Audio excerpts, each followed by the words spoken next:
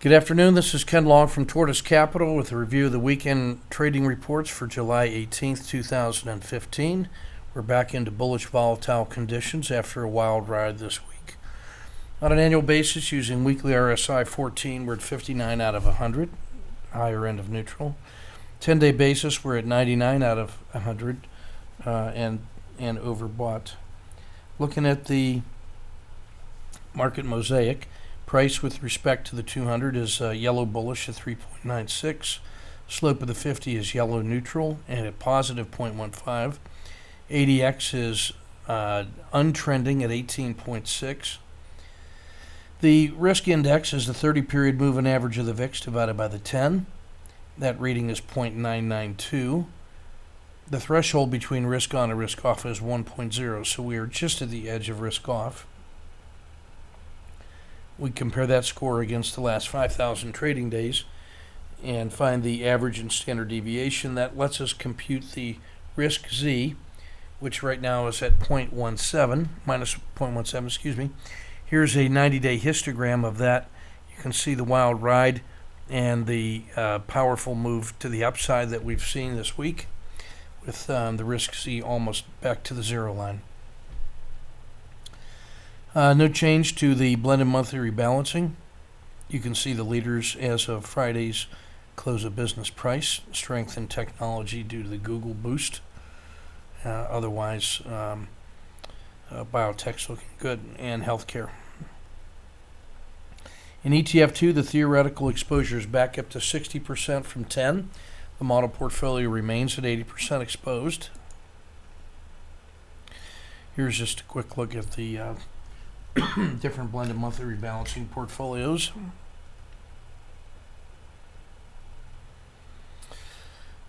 Biotechs, as you can see, had a great week, as did Total Return, the NASDAQ Biotech Global Carbon, Dow Jones Internet, the Market Vectors Biotech and Genome. So you can see the trend here. Dynamic Healthcare. In the S&P 500, we were finally able to get a hold of some Netflix and make the positive trades there. You can see the power in Google. CF Industries Holdings, that ought to be one that we investigate here with a extraordinary move this week, along with Celgene. This is the market health check. The vertical blue lines are 10, 20, and 30 days worth of look back. The solid blue lines, the thick blue lines, excuse me, are 30 and 60, and then 90 days worth of look back. Horizontal red lines are support levels that have held in the past. This blue line is my current estimate of fair value just based on the midpoint of the last 120 days. You can see the 10-period regression channel steeply up, reflecting this wild ride of the last 10 days. The 30-period regression channel, lagged by a day, is still sloping downward. We are testing this triple top here at 212. We'll see what kind of legs this bull has, or whether this was just a Google effect and the relief rally from kicking the can down the road in Greece and Iran. Definitely have a long side bias for the intraday trade. Still looking at XIV for the intraday the inverse volatility trade. See the jaws of PPO were up into the upside. We came down and dipped into sideways volatile here briefly, and then got this rocket to the north. See how that has affected the slope of the 30-period regression line, which is the sine wave. It peaked here at about 0.16, crossed the zero line here, came down to a minus 0.13. Notice that's the last place. The last time it got down to this territory, it rocketed up here again. So I like looking at the slope of the 30 as a way to estimate short-term market health and psychology. We're almost back to the zero line. You can see right here we're approaching that closely. So a couple more days of strength, and that 30 will rotate back to the upside.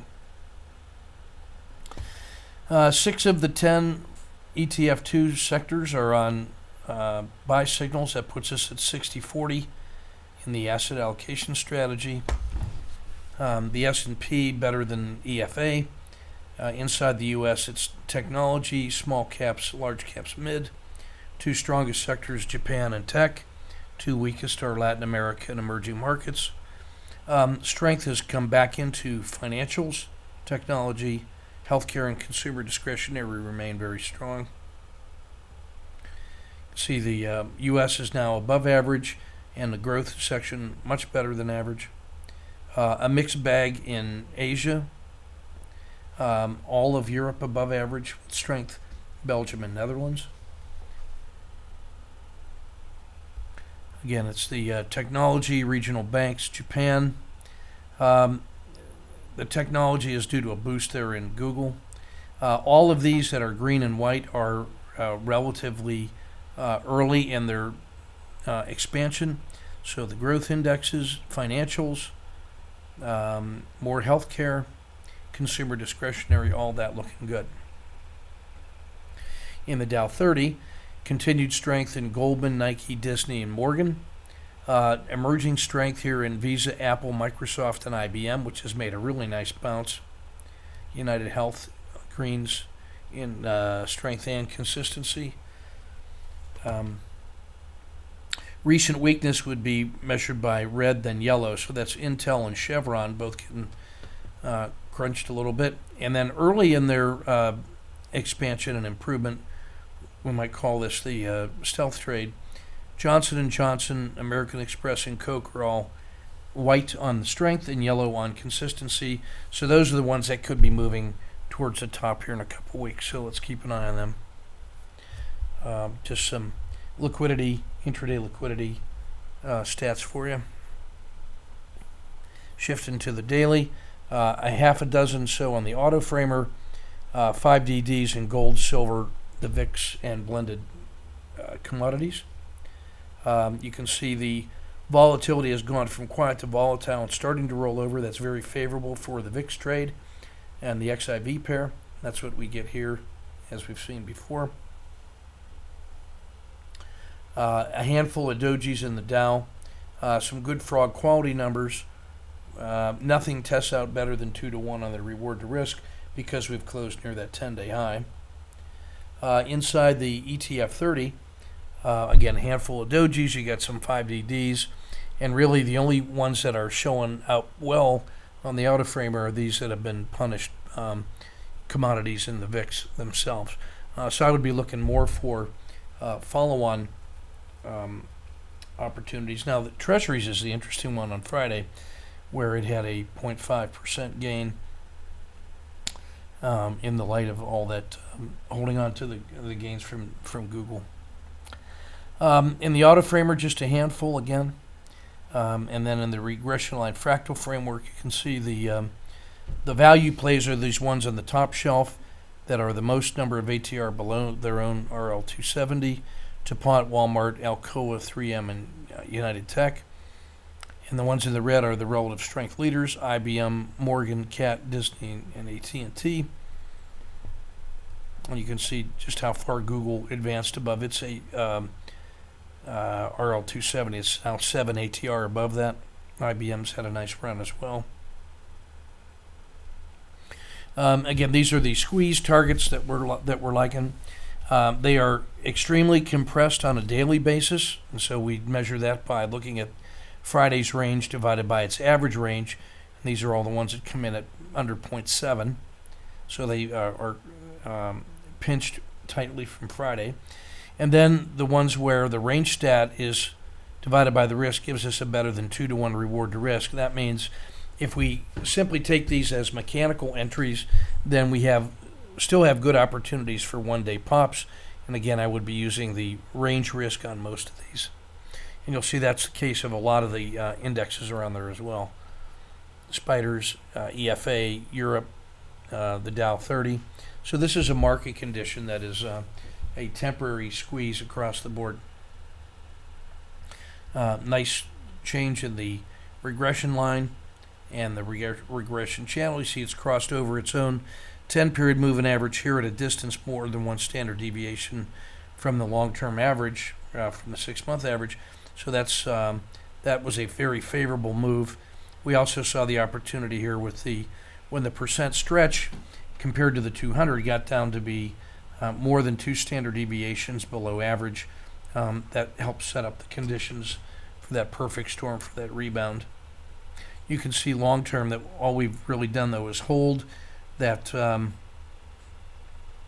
that downward slope at that minus 0.13. That was 1 standard deviation of steepness and reversed sharply. There's still room for another 5 or 6 points in the S&P until we get above the 6-month average. So there's still some more room should we get any follow through, and I think there's a good case for that.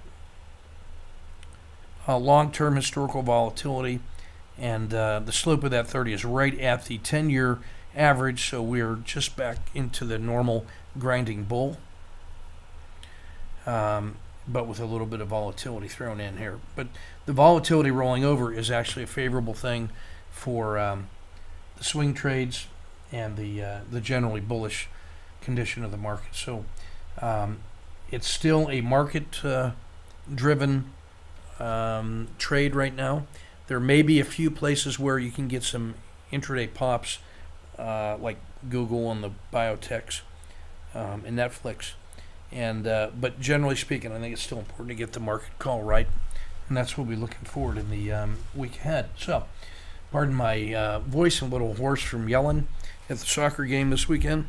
So take good care, and we'll keep your risk measured and your powder dry. And we'll see you in the chat room.